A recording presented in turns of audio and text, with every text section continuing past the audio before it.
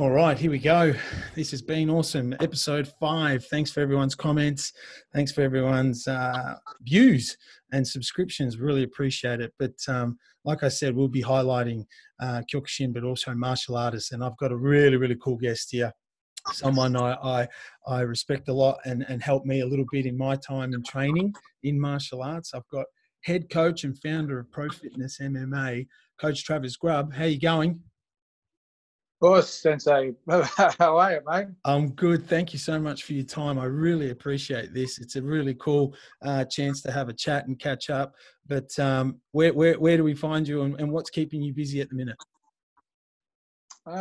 Just really busy with the gym at the moment. So we've got a few young guys that are coming up. We've got I just had Sammy Hibbard.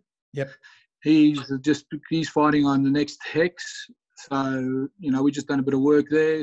So, he's looking nice. He's looking good. A couple of my guys are going to Tassie in a couple of weeks. They're going to be fighting in Tasmanian Fighting Championship. Yeah. So we're busy. We're keeping busy.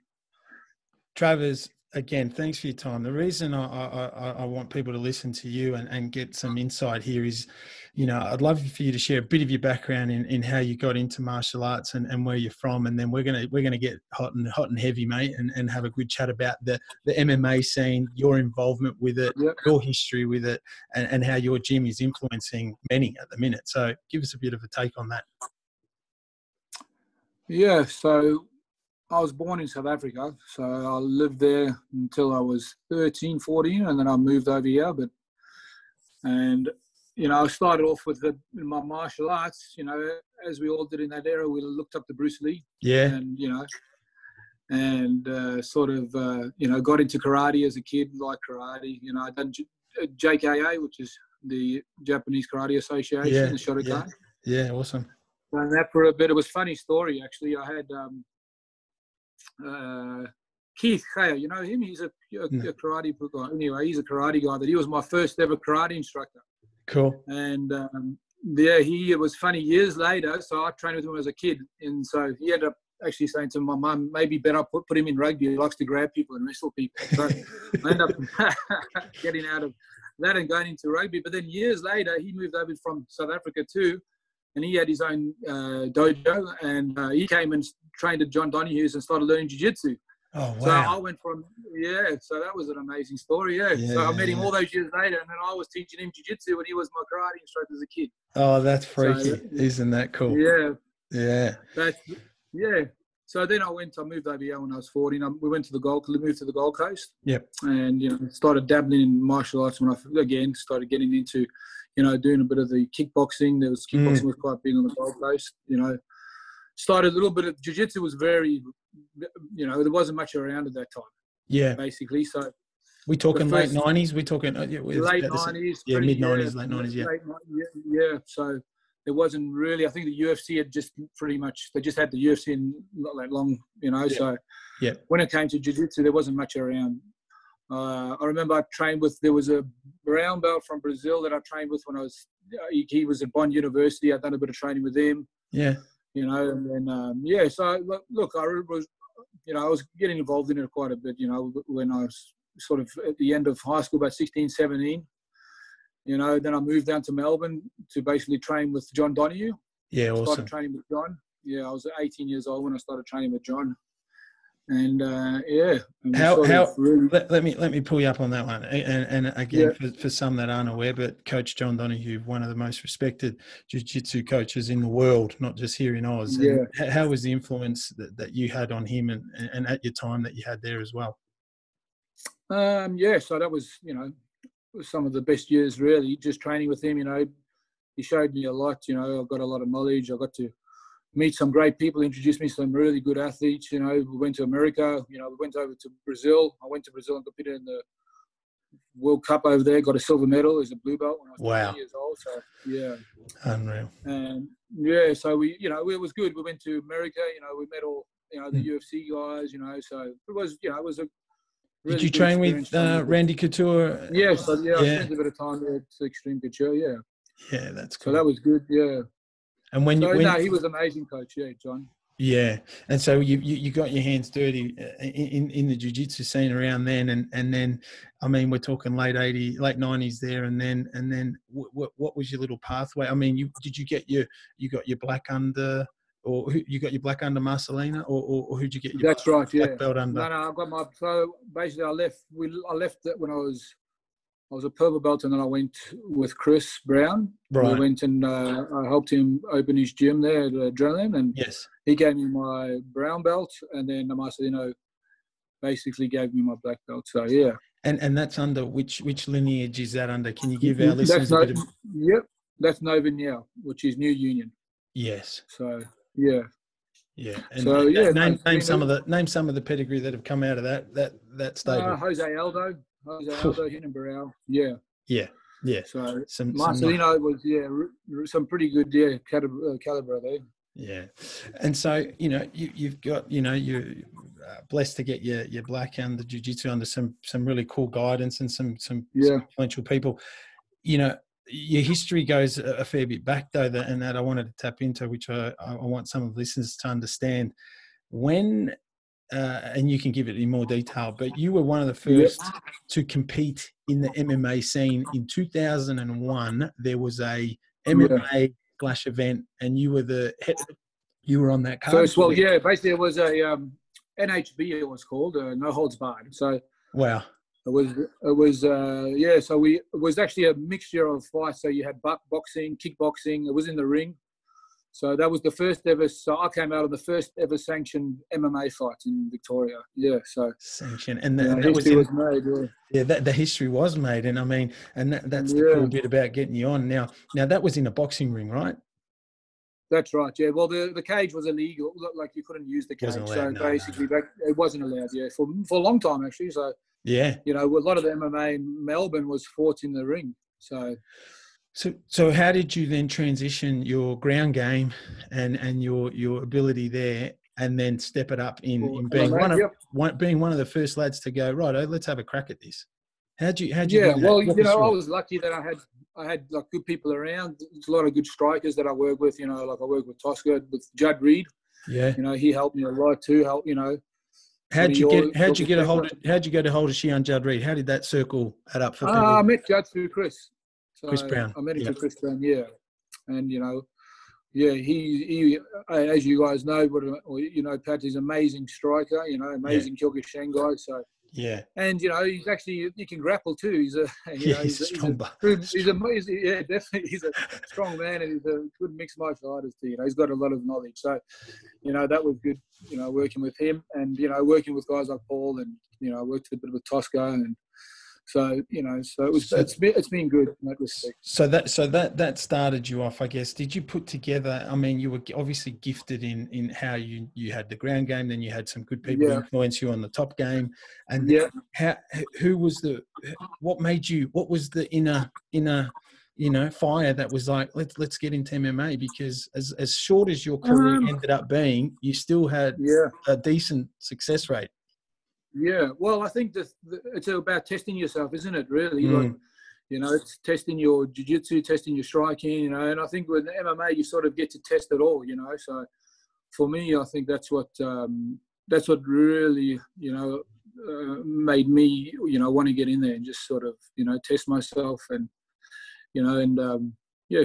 basically see how it goes. So.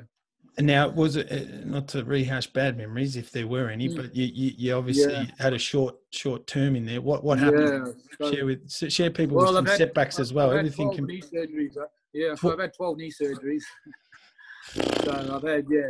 So I've had a few injuries. I competed in the Abu Dhabi. So the ADCC is, you qualify. So I qualified for back then it was the Oceanias, and then, I went over to Philadelphia, and, my first match, I tore my ACL. Shit. So, then I came back a bit too early, and, I was in Brazil training, trying to get ready for a fight, and I tore it again 8 months later. So, 2 major injuries in a row. And, it put me back a bit, especially your ACL. And then from there, the knee was never the same, to be honest. And then I sort of, when I had the second surgery, it was, I had a couple of times I was thinking about coming back, and I bulged the disc in my neck. So that bulge in the disc actually, wow. What happened was the whole arm turned pretty much as skinny as my wrist. So I lost all the muscle in my, So now I think from that point, I realized that, I think the competing is sort of, out of the picture. And I really started thinking about focusing on coaching, and becoming the best coach I can. Wow. I mean, again, just to share, those injuries though, were they in competition or were they through just your grinding? The ACL was done in the first match in Abu Dhabi, but the rest were all done in training. So all up, I had 12 surgeries. I've had my C6 and 7 bulge disc, and then my lower back, I said that bulge disc in that too. So so I've got a few injuries, a few battle scars. So you went through, I mean, they're year-on-year injuries too. They're not like a 3 week or 3 month. That's a 12-month get back, 8 months. 12 months. So shit. Well, the good thing about it, I suppose, with the knee surgery, it helped me work a lot of my boxing. So so that's where I sort of focused on my striking.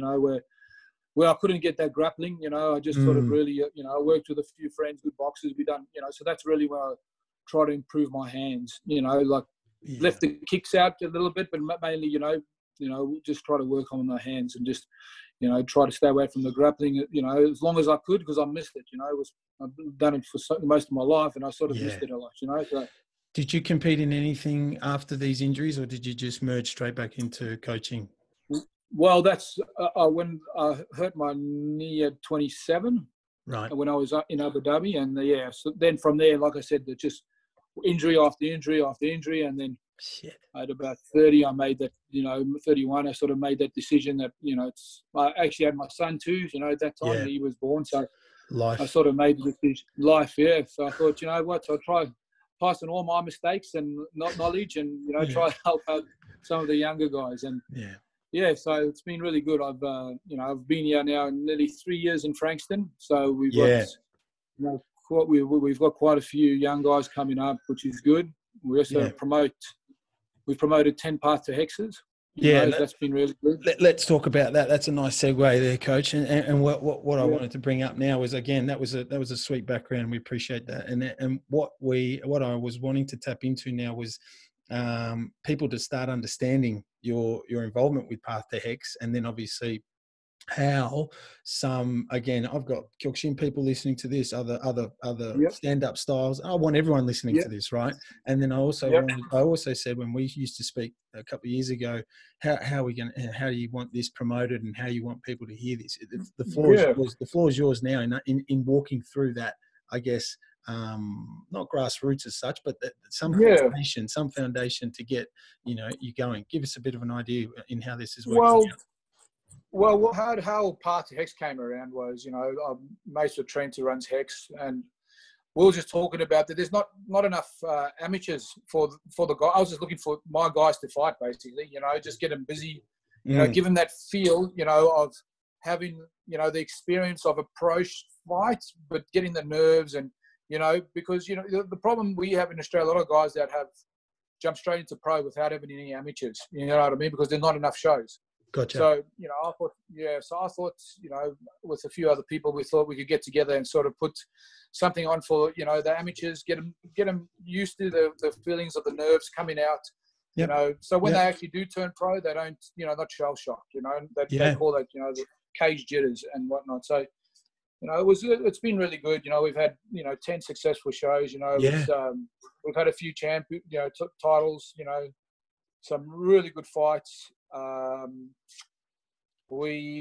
You've been hosting them in Melbourne and in any other state? Yeah, we've been hosting them at Chelsea. Yeah, just Melbourne. Yeah, just Melbourne. Yeah, Chelsea. And then we had the last one we had in Chadstone at the Matthew Flinders. Yeah, now I've been fortunate to go to a couple, thanks to you, and they've been awesome. You're doing an awesome job, you and the team down at Pro Fitness MMA. Now, what I wanted to give everyone an idea is, and for some that aren't aware, the license to use the cage came in, 4 or 5 years ago, if that.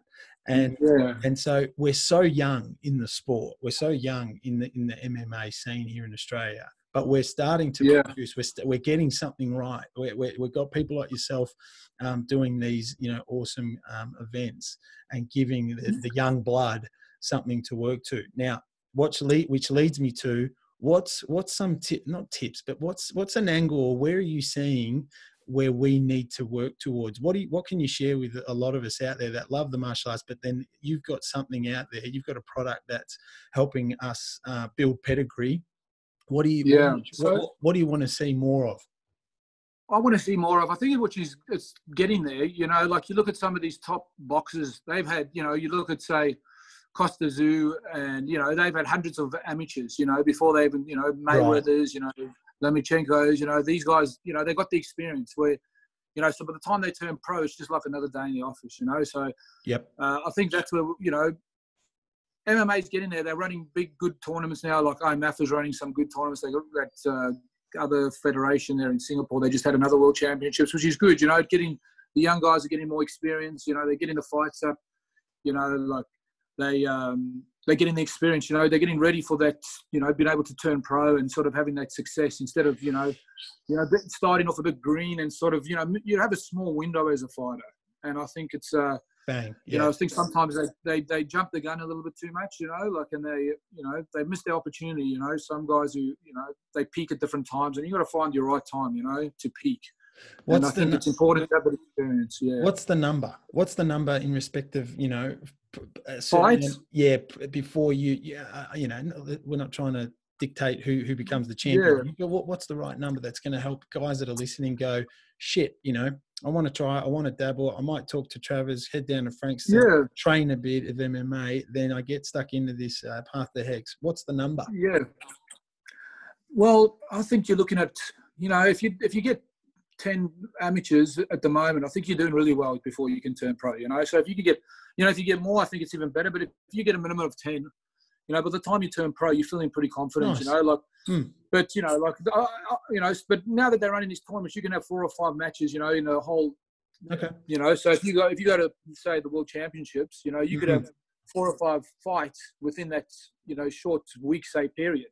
Yeah. Where, that's where you can get a lot of experience. And that's what, these guys really, it's a tough ask because they weigh you in every day, it's you got to make weight every day, it's a grueling sort of, it's a grueling event. And I think it really does, it separates the men from the boys, so, yeah. What do you, I guess, I don't want you to reveal too many secrets unless people start going to Pro Fitness MMA, but what are you seeing us Aussies or slash we need to work on in the MMA scene? Are you thinking it's, how, is it a combination of percentage wise, like you got to have ground, you got to have striking, or you got to have, what do you feel?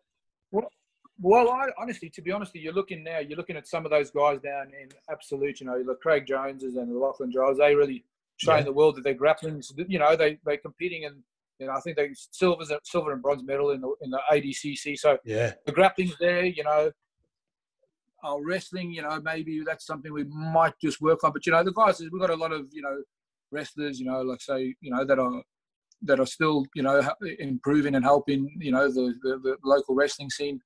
Our striking is obviously, we've got some really good strikers. So I think you can see, look at us. We've got we've had Australia's had a world champion with Robert Whittaker. So I think we're on the right path. So for such a we haven't been doing the sport for that long, but I think in Australia, Australians are good athletes, and I think like a lot of these young guys that would go into footy or rugby, they're starting to think about MMA as a career.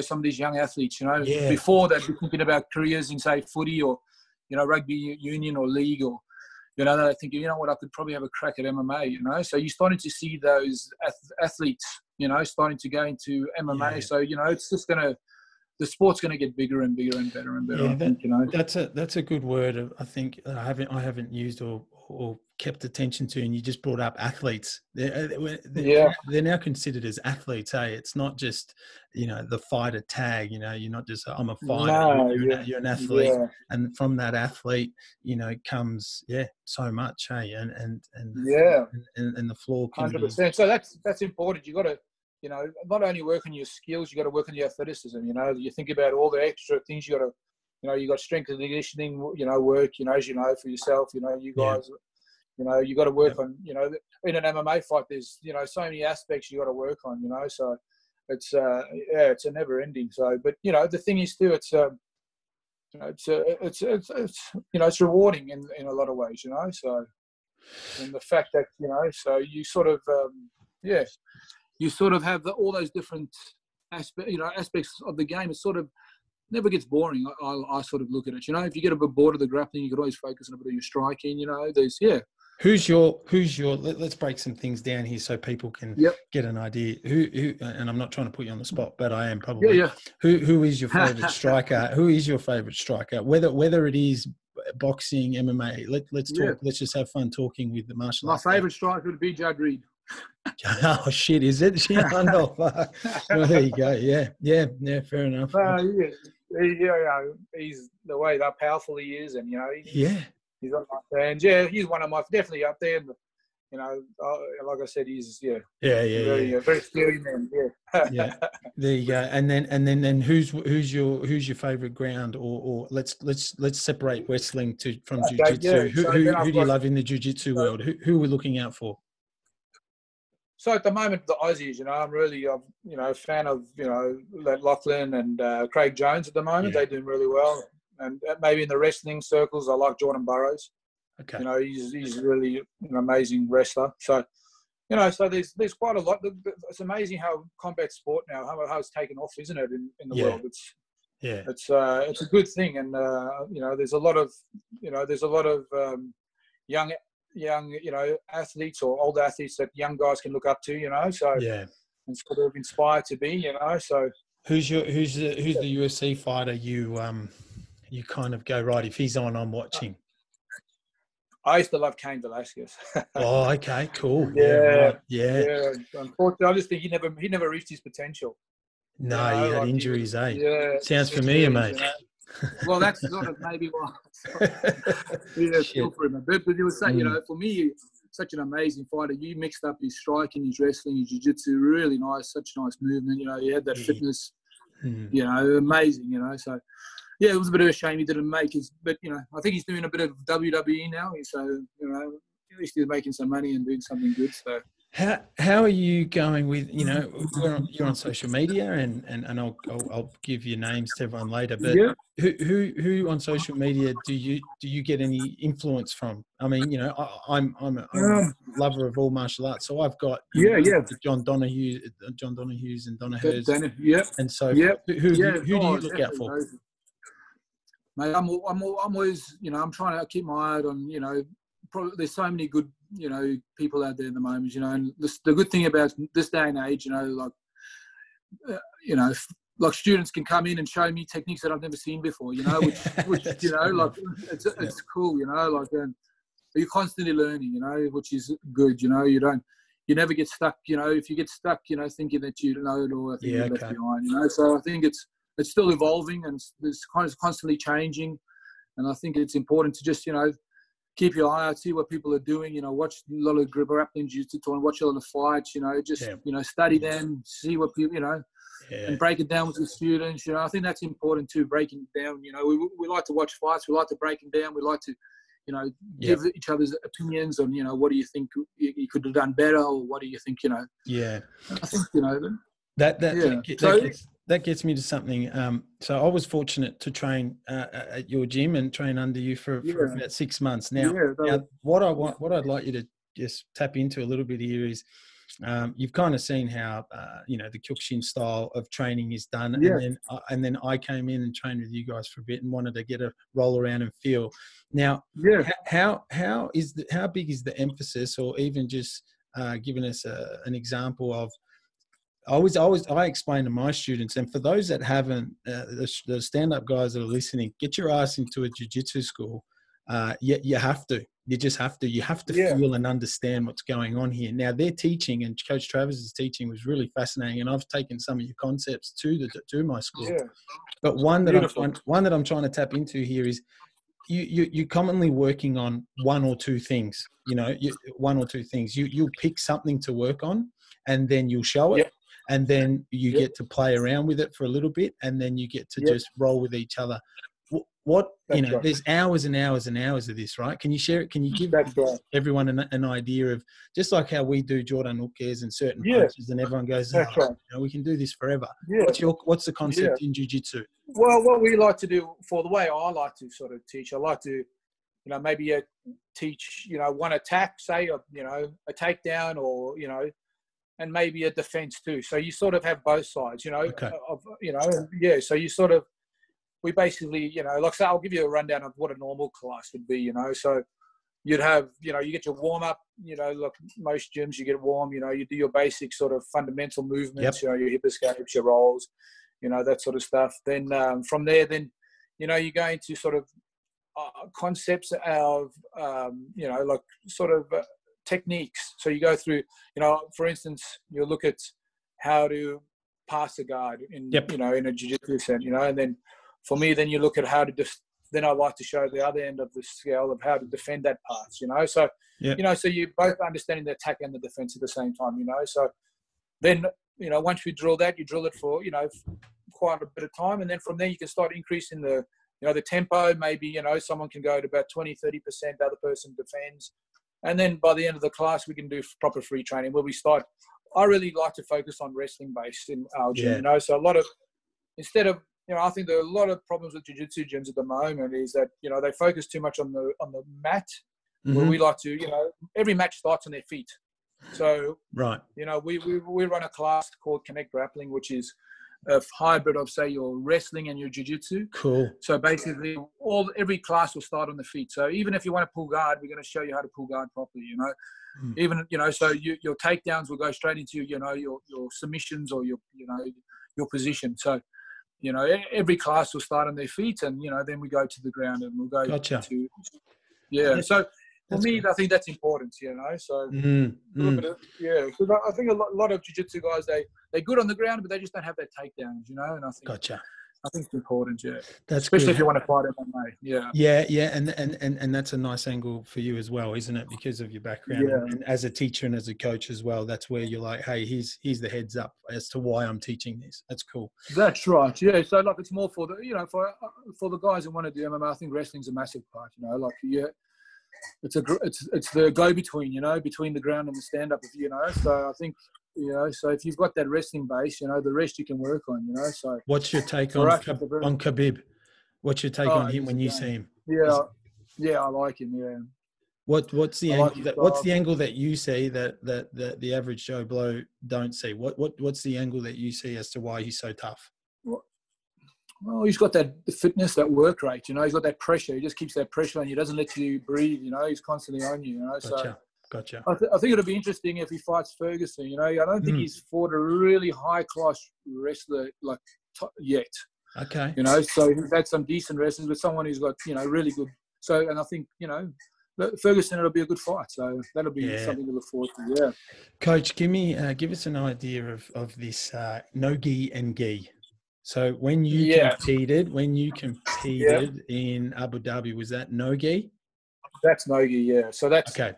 Basically, Abu Dhabi, it started off the sheiks in Abu Dhabi. They wanted to create a tournament for the best grapplers in the world, and they sort of, you know, gathered all the best grapplers from different countries, brought them into the, you know, Abu Dhabi, and they sort of just basically wrestled grapples. So they had wrestlers, jiu-jitsu players, you know, sambo, judo players, and, you know, they just competed in their rule set, the Abu Dhabi rule set, and, you know, it's all No Gi, and it's the tournament's grown massively, you know. So, why is it so prestigious, Coach? Why is that one the one?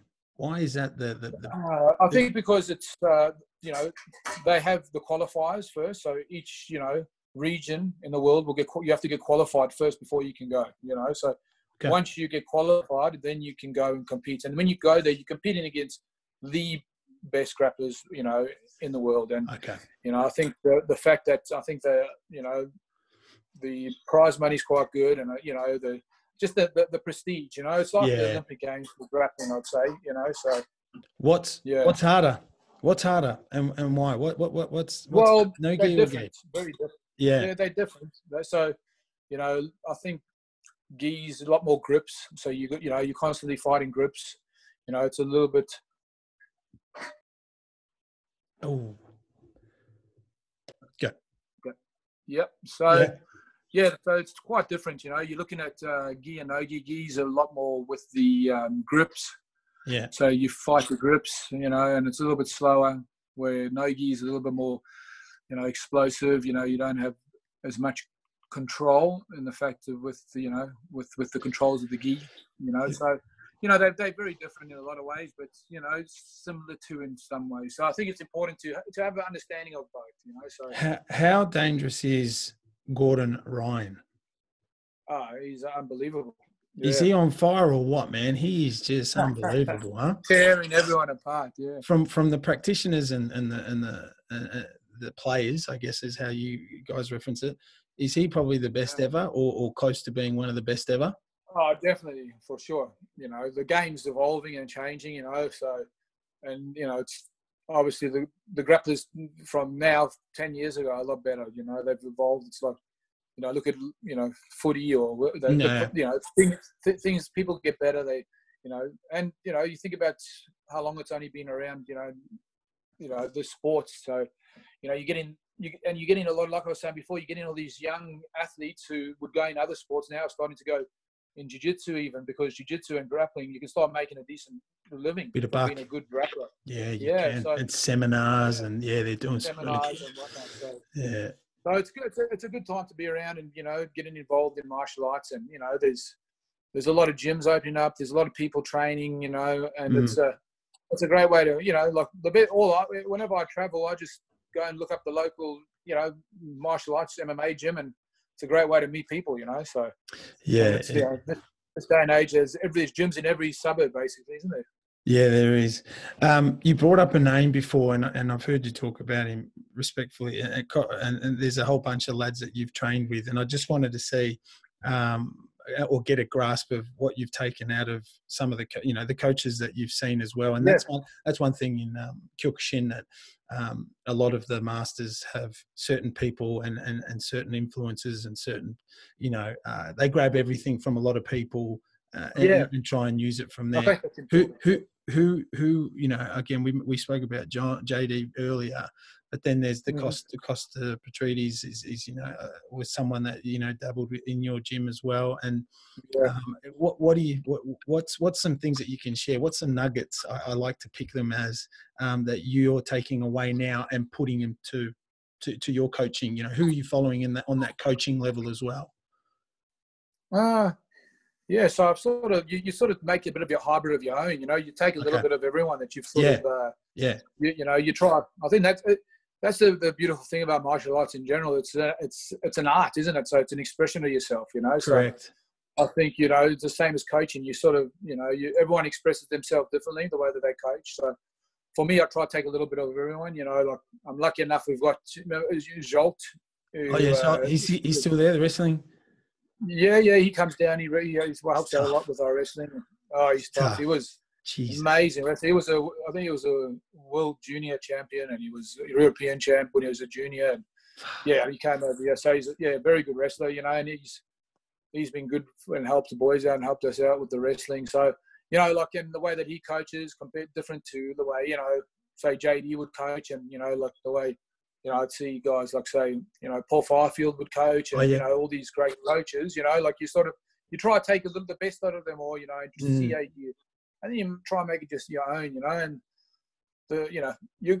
I'm constantly learning, I'm trying to be a better coach, as yourself, it's that's it. We're still students, at heart, as coaches, good way, learning, so. Good way of putting it. Yeah.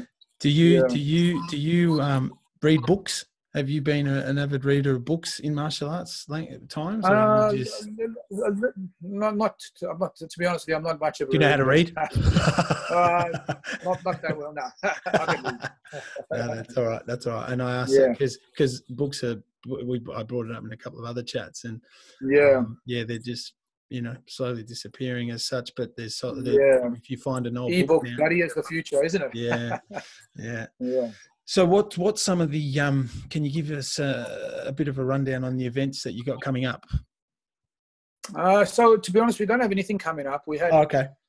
We've got a little bit of, so at the last time we were using IMAFA for the sanctioning body, but there's a few things have changed, with the legislation. So so we haven't got anything planned, to be honest. So That's okay. We'll see what happens next year. Yeah. But you've got a couple out of your stable that are having a crack? So we've got a few fighting. We've got a young Mel. He's going to be fighting for a title on Diamondback next year in February. Okay, cool. In Adelaide. It's they fight at the Adelaide Oval. It's quite a big show in Adelaide. All right. We've got so we I've got Sammy, our still corner Sammy. He's fighting in Hex, coming in a couple of weeks. Talk us through about Hex. How's that all How's that going as well? Hex is doing well, mate. They're a great promotion. They put on some good fights. Awesome fights. They they really have today. They've had some. It's a stepping stone really for the UFC, isn't it? So, it's a lot of like Jimmy Croots and Lasagna was there. So Israel Adesanya did find in a couple. Yeah, he did, and he kicked ass. And Jimmy Croots on. I think they're going to be. So when's the next Hex? Give it a bit of a. The next up. Hex, I think it's on the 13th. So. Yeah, coming up soon. So December. Yeah. Okay. Yeah. Look out for that, everyone. Yeah, you want to go watch some cool MMA. Go at that. Yeah, the Melbourne Pavilion. So. Oh, nice venue. Yeah, that's good. Yeah. Now the Hex has had some good what's the coverage? Yeah, that's the boys there. Trent and the boys, they do really well with the show, mate. They put a good show on. So yeah, good on them. Definitely. Keep it up. Keep that up. That's good stuff. And then so a little bit of another angle from me now going off that is I always like to end the last 5 minutes or so of a chat with the guests sharing with us your passion of, so people out there don't feel like they're the only madman training, coaching, running a full-time facility. Give us a bit of a breakdown as to why this motivates you, why this, and of course it is your business and it's your livelihood now. For you to do that, and for you and your brother and your family to commit the time and effort and energy that they do at your gym is something that, inspired to. So can you share with us how all that is, going? Yeah, so the gym's going really well. We've been it's pretty much in January will be 3 years. So, in the scheme of things, not that long, but, it's, as you know, from running your own dojo, it's, your ups and downs. So, but, we're very lucky and grateful to be able to do what we love, as a job, So for me, I'm blessed every day. Yeah, that I can go down to the gym and do what I love every day and pass on my knowledge. Yeah. So so for me, it's it's a blessing. So from the passion angle, it's just your love for martial arts. Is it your love for people? Is it your love for just passing on knowledge and what you've been? Yeah, I think it's So for me, the passion is seeing. For instance, I've got a young guy that trains with me. He came in, he was about, I'd say he came in about 2 years ago. He was about 99 kilos. Mm-hmm. And, he started training. I said, mate, I guarantee you in 2 years' time, you won't even know yourself. And the other day he came in and said to me, mate, you're right. He goes, I don't even know his space. He's 78 kilos lean. He's jumping out of his skin. He's competing. He's working security in nightclubs now, so he's a different young man. And to me, I take pride in that. So when you see people change and and you can help, for me, martial arts really saved me in a lot of ways. Whenever you sort of get off the beaten track, you sort of always go back to your training. So for me, I'm hoping I can be there for some young guys and sort of. Or girls, should I say, not just guys. Yeah. It's, So, try to give them something to focus on, and sort of give them some positivity in their life, which definitely helps. Yeah. Well said, Coach. That's great. And thanks for your time with this and sharing with us a little bit of who you are. And I wanted to profile you because I respect you a lot and I appreciated the time I got to dabble with some of the training because it did open my eyes a lot. And like I said, to all Kyokushin guys and Sensei Brett Thompson was a huge advocate of this. And he was always saying that a Kyokushin practitioner or a full stand-up karateka should have at least a year of ground game in their game. You know, in whatever capacity, you still got to be understanding how to get yourself and how to prepare yourself for when one of these lads, wrestler, grappler of any sort, grabs a stand up. And then on the other angle for you guys, or for the ground game grapplers, you know, you guys want to deal with us. And that's right. Yeah. Well, you got to be complete, don't you? You want to try to be complete, don't you? So you're always going to have your favorites, you know, but, you know, I think it's important to try, you know, like you said, dabble in your different styles and, you know, work on your stand up, work on the ground, you know, it keeps it interesting. Yeah, you opened my eyes to that in respect of like starting to, you know, I got to, you let me dabble with some of your guys, and that was fun. And I'll share a quick story. And you helped us too. Yeah, you helped us too with the conditioning, which, you know, we still use your conditioning drills that you and, you know, Judd has helped us with over the year. It's amazing, you know, the conditioning is, you know, you guys are more conditioned than anyone. Yeah, it does. You know, it does. It was cool seeing some of your guys kind of like, what so I do? So I just stay here and you kick me, and it's like, just stay here and we'll just punch your chest. It's like, what the hell's going on here? But no, that was fun and appreciative. But Coach, thanks heaps for sharing a bit about you. I hope the Pro Fitness MMA in Frankston people look it up on Facebook and on Instagram, and the platform here is to share, you know, and get some exposure to our guests and help them out. And this is Travis's full-time job.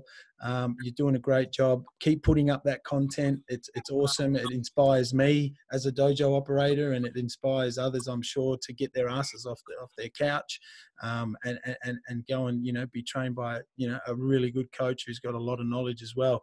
You can find Travers Grubb, GRUBB.Travers on Instagram. And again, if people need to message you, they can. I know you've on that level as well. You're always happy to help, and you're dealing with the community of Frankston, and I'm sure you see a lot of things down that way that a lot of people don't realise, you know, what's going on. But keep up the good work to you, your brother, and your family. All respect, and we appreciate your time. Thank you so much for having me, mate. Appreciate it. No worries. Thanks, Coach. We'll stay in touch. Bye. Take care. Thanks, buddy.